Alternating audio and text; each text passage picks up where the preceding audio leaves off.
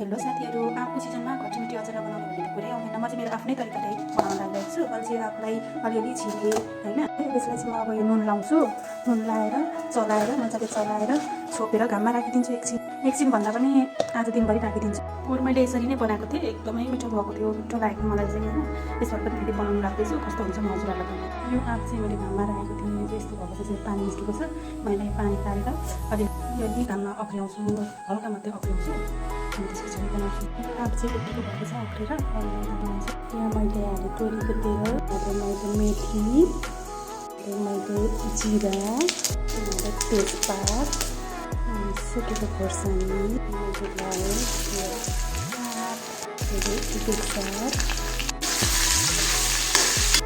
त्यसमा चाहिँ पानी जिरा अनि त्यो चाहिँ हालेर पनि पानी धुने रहेछ। अनि चाहिँ यतिकै बनाएँ। त्यसमा चाहिँ मैले थोरै पानी हालेँ।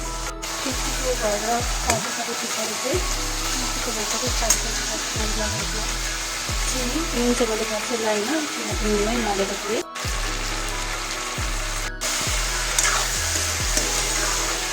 नुन चाहिँ मैले यति मात्रै लगाएँ। चाहिँ यो खट्टी-मिठी अचार रेडी भयो। यो चाहिँ यस्तो भएको छ।